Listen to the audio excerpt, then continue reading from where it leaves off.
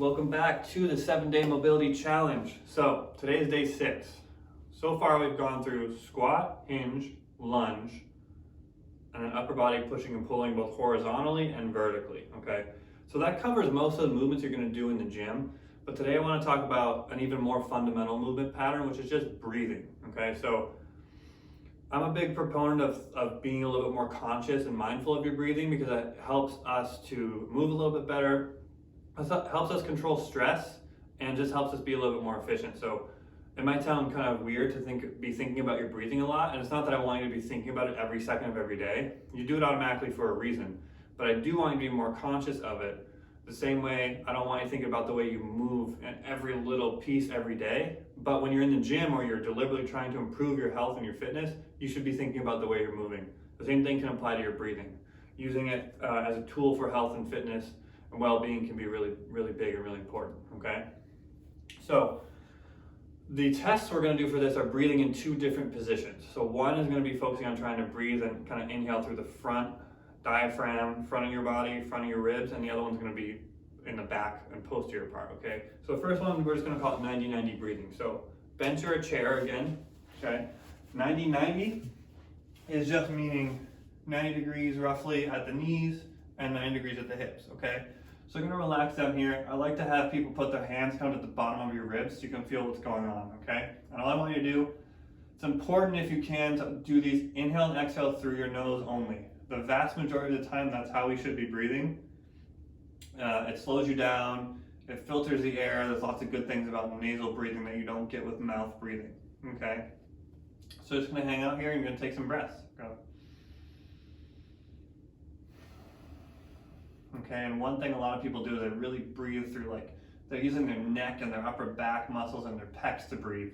You, at rest, should be able to just breathe through your diaphragm. So you should feel your belly come up and then come back down. That's a diaphragmatic breath. So that's here, watch here again, I'm gonna put my hands down so you can see. This is a good diaphragm breath.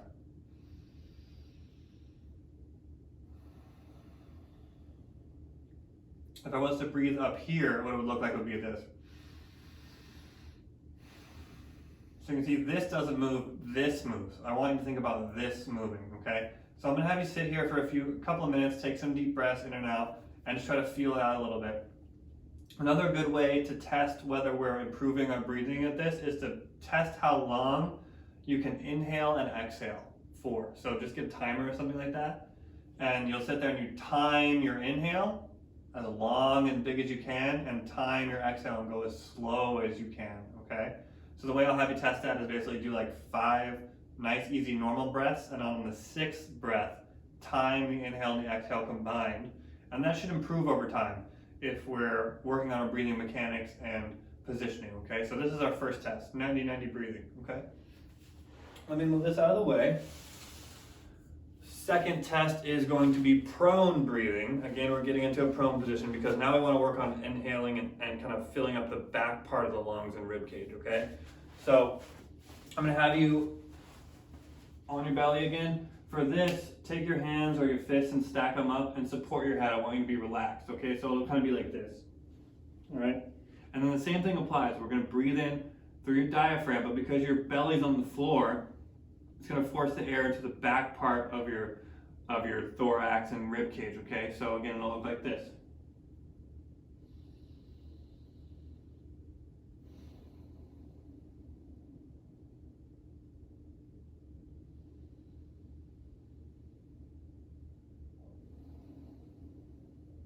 Okay, so keep that neck and upper back and chest relaxed. Use that diaphragm, okay? Again, good rule of thumb, time your breathing. Time your inhale and your exhale. See what you think. So one, I want you to take stock of how it feels. Do you feel like you can breathe in your diaphragm? Do you feel like you're relaxed? Do you feel restricted in any way? Do you feel like you can't fill up a certain part of your lungs or your rib cage, okay? And also take the time as another little measure there, okay? So the mobility stuff we're gonna do for this is a little bit different, but we're basically just working on breathing in some different positions, okay? So the first mobility drill you can do, one is, if you want to, we're gonna focus on filling up the front of the ribs and the front area. So you can just go back to the 90-90 breathing if you want. If you feel like you need a lot of practice on that, do that. Another option is what we call a gut smash. So I want you to be careful with this one because we're literally going to take a ball and kind of massage the core muscles up and under the ribs and try to almost resist the diaphragm a bit.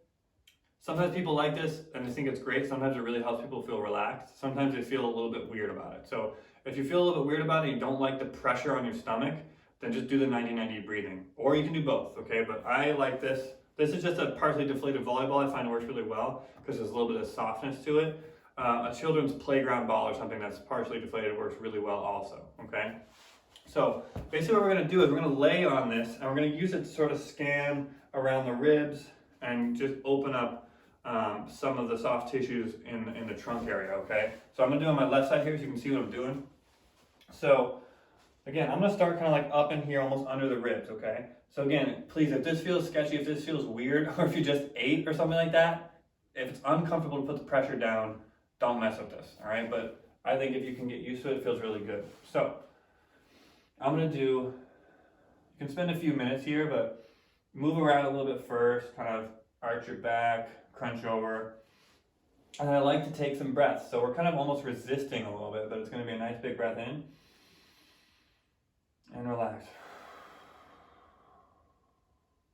Okay. All right, so we're just going to do that, and we're going to move around. So it can be up around the ribs. We can come down sort of right up above the pelvis in the lower abdominal area. Same kind of thing. If you find a weird spot that feels kind of tight, one little technique we can do here is kind of like a contract relax. We've talked about this a little bit, but say I'm doing this and I'm like, ooh, there's a little restriction there. I'll breathe in. I'll hold my breath and squeeze my abs, and then I'll slowly exhale and let that spot go, okay?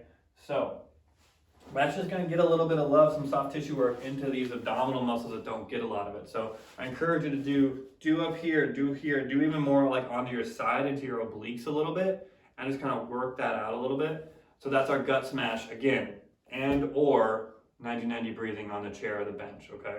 That's our first one. Second one we're gonna do is a deep squat breathing position. The idea here is to breathe into the lower back part of the ribs, okay? So I'm just gonna grab something from over here. So I'm just gonna do this here so you can see what I'm doing. Ideally though, do this holding on to a post or an upright or a squat rack or a TRX strap or something you can sit back into, okay? Because the idea here is we're gonna get into a full deep squat and just kind of breathe into the back part of your body, all right? I'm just gonna use this to kind of anchor me a little bit so you can see what I'm doing, okay? So pretty narrow with the feet on this one. We actually want your belly to be laying on your legs, okay? Because we want to give some resistance so that the air goes posteriorly, okay? So breathing in.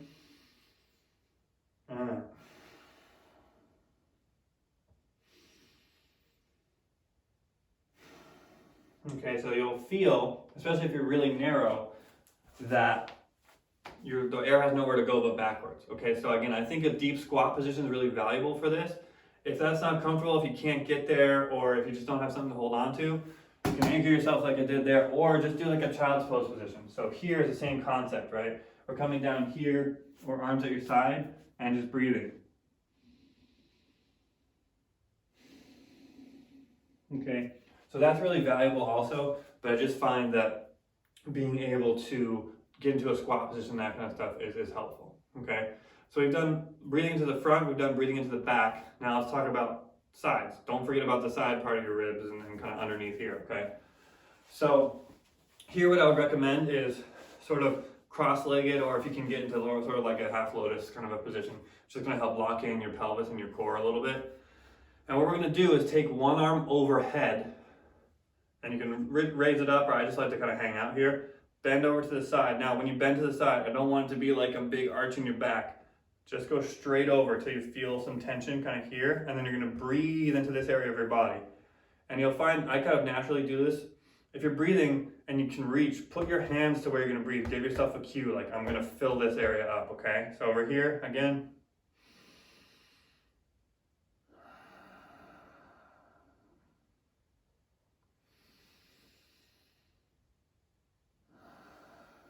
Okay, so just pay attention to where you feel restricted. Does your body want to arch? Does it want to round? Does it want to go into a weird position? okay? See where your body is feeling restricted, again. And then we'll obviously do the other side, okay? So bend straight over. Again, I'm not rocking, I'm bending over to feel some tension here, okay? And again, a couple of breaths.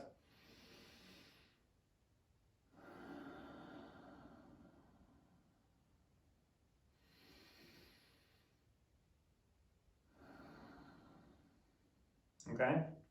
So, again, test for this. 90-90 breathing, with legs up on a chair or a bench, and then the prone breathing, okay, with your head supported. Again, see where those feel restricted, time your inhales and exhales total, okay? So if I was able to do like a 6-second inhale and a 6-second exhale, it'd be 12 seconds total, and we'll try to increase that, all right? Then the mobilizations are a combination or just one of 90-90 breathing and a gut smash, if you're comfortable with that, okay? Then going into a deep squat breathing, again, and or child's pose, depending on what you're able to get into. And then what we call like lateral seam breathing or lateral breathing, where we're trying to open up and breathe into the ribs sideways, okay? Do those again, and then take some deep breaths, go back to the testing, and see if you make any differences. And this can be something that can be really valuable, especially after you work out, to kind of like chill everything out a little bit and see how it goes. All right, stay tuned. We got one more day coming up, day 7.